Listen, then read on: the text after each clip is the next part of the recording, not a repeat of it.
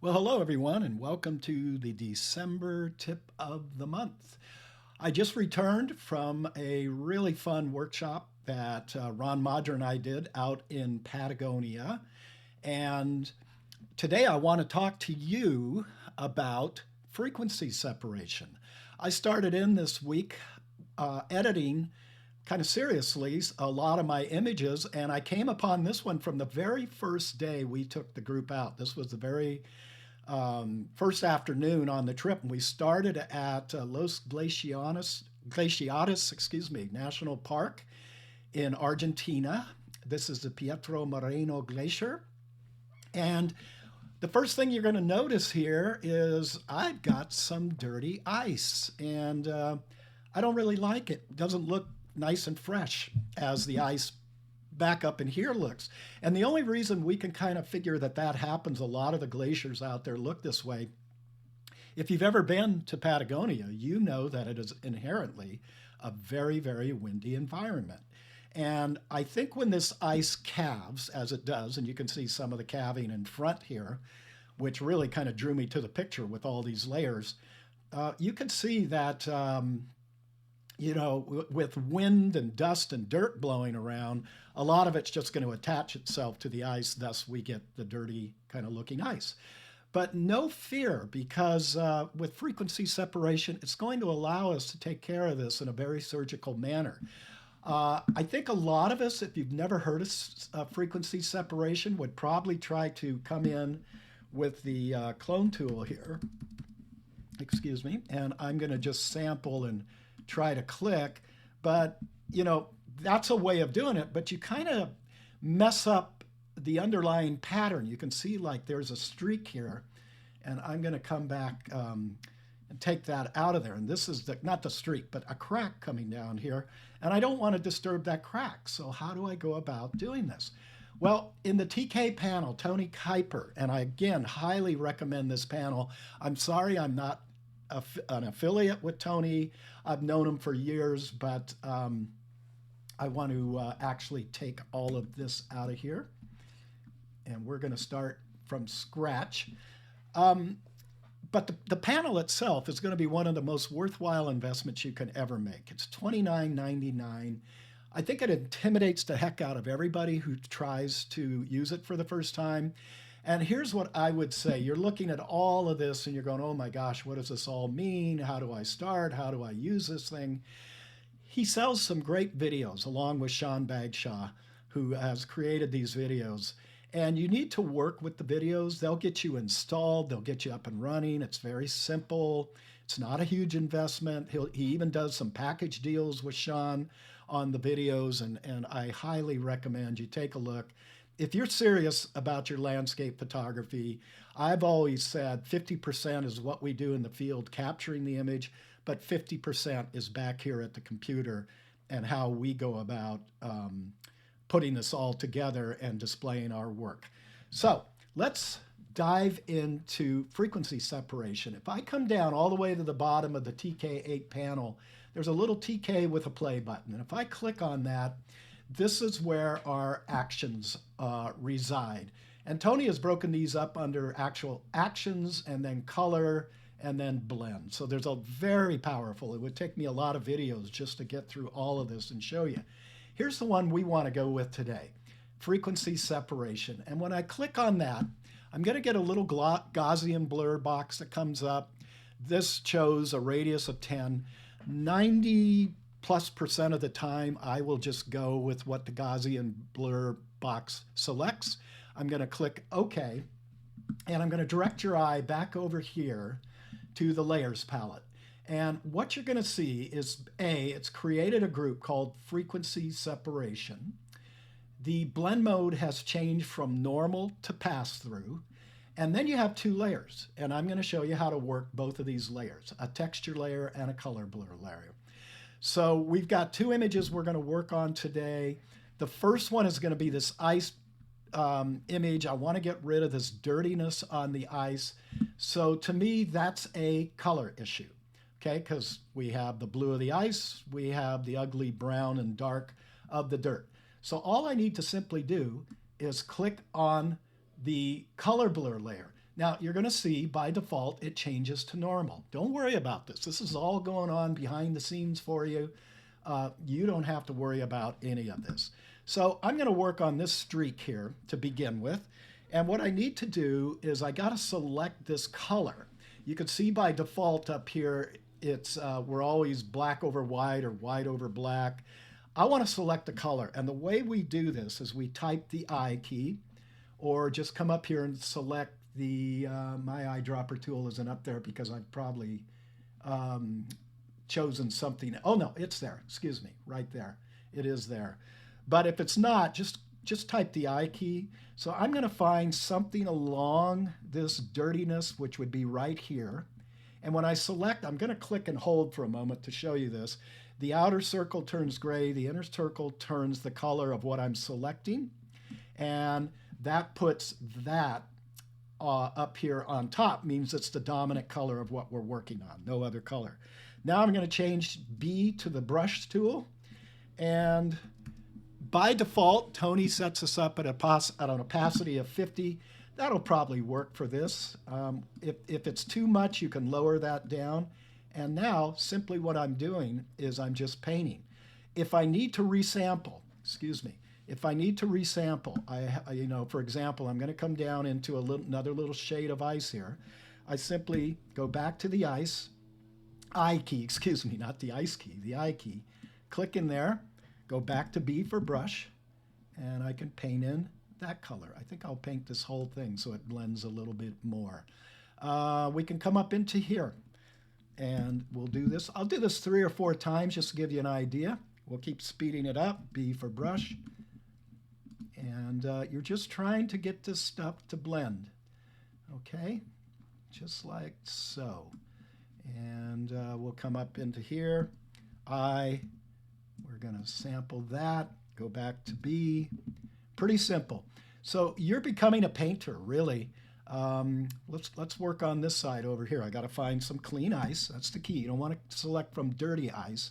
So that would be the clean ice right there. Back to B. And I'm just painting in. Okay? If you think you've painted in too much, just hit Command Z to take it out. And lower the opacity up here. I'm at 50%. I'm going to type the 3 key this time and just go a little more subtle. Okay? Now, some of you are saying, well, why don't you come right over here and lower the opacity? Well, that's going to lower the opacity of everything I've brushed, and I don't want to do that. Let me do it one more time right here, because this is pretty stubborn over here. So I'm going to go back up to 50%, type the 5 key, and we're just going to brush over all of this. So you can see what I'm doing is it's not sampling over like a stamp tool, everything, color and texture together. That's what a clone stamp does. Here, whoops, I'm just going to sample again. I have to hold the I key. I am just sampling the color, and I'm telling Photoshop, hey, everything under that color, that residing texture under the color, I want you to leave it alone. I just want to bring this color in over the top. Okay, so I'm not going to bore you with showing you all of this. It takes some patience. Before I show you the before and after, I'm going to show you one more thing I did with this image. This has nothing to do with frequency separation. So what I'm going to do is I'm going to close up that box, and I'm going to come over here. I want to blue up the sky. So we're going to come down here to the sky selection tool. And it's going to want me to put a new layer over the top of it. So now I think when I click on it, that's a merge layer. What that means is simply merging all the layers underneath it. And you can see now it's given me a nice selection of the sky. And usually I used to use when I was wanting to work with color, I would always come up and I would use like the hue saturation box. But I've started now coming into the color grading box, and you can see when I click on it, nothing's happening down here. I have to hit this plus button to add it. And we have 3 ways we can work with this. We can work with the shadows, the midtones, and the highlights. I always tend to start out with the midtones. I think this is more of a midtone. And what I want to do is now we have the color wheel up, so it's very visual for us. I want to blue up those skies, so I simply drag this down into the blue until I get the color I like, which is right about there. I also have a underlying slider for brightness and darkness. And this is a luminosity slider. So I can take this down a little bit and richen up that sky even more, just somewhere right in there. And then I can click out of it. So we'll come up to this layer. Here's the before, here's the after. Now, some of you with discerning eyes can see that the selection kind of spilled over into here on the snow. Well, we can come right up here. We can take a black brush and we can paint this out.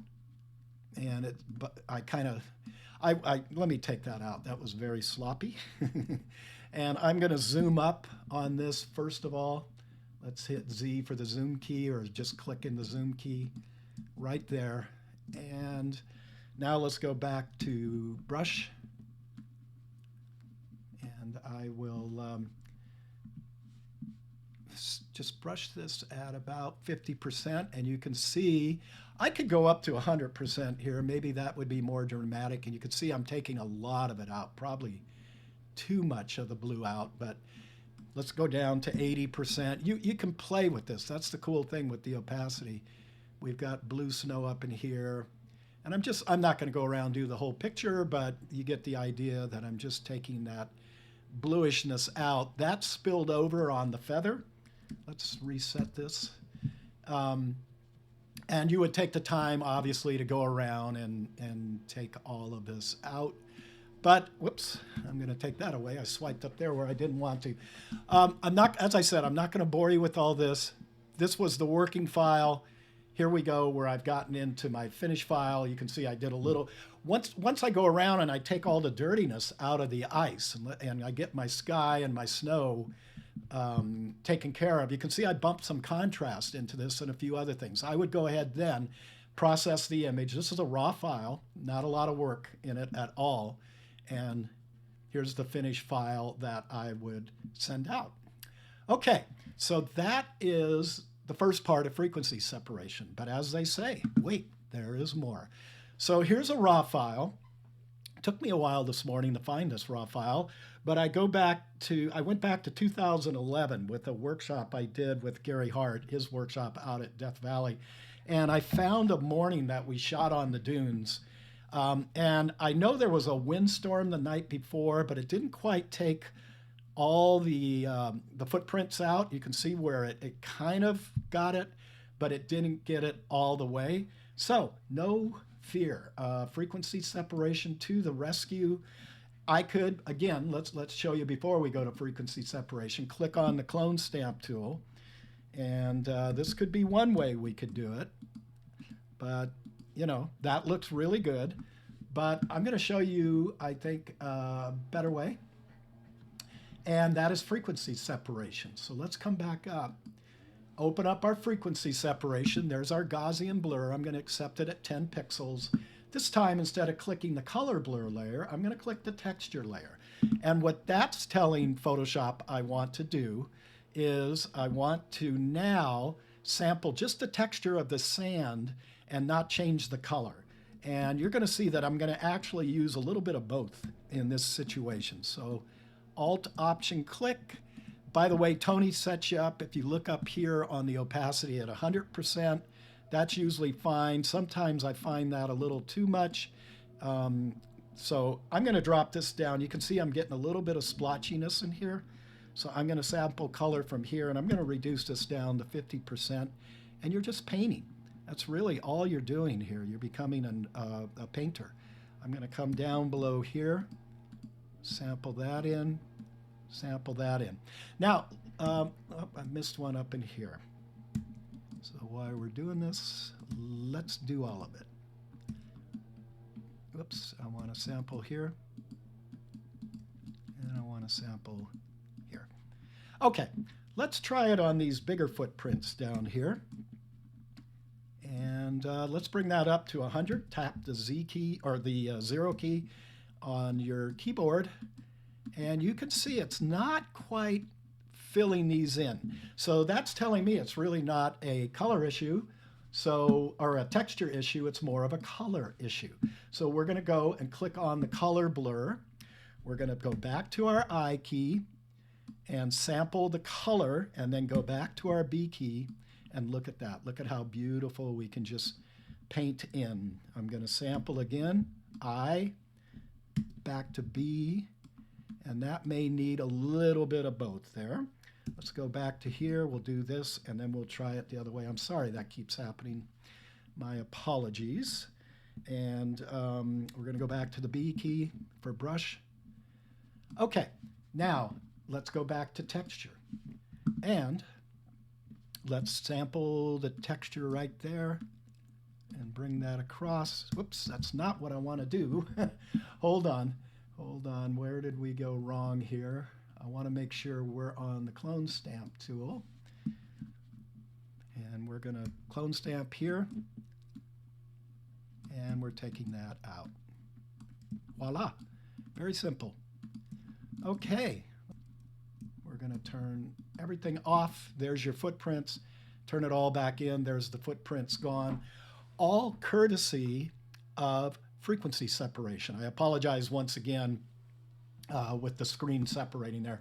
I see one more little issue that's, I'm going to come back up here on the top layer. And I'm going to select the spot healing brush, but you'll see it won't let me select that. And the reason is I've got to stamp these together.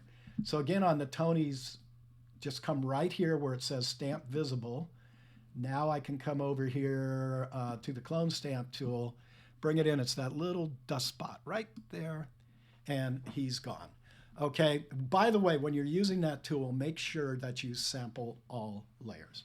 So that's it. That's how powerful this frequency separation is. That's how simple it is to use frequency separation. And I think it's just a very valuable tool.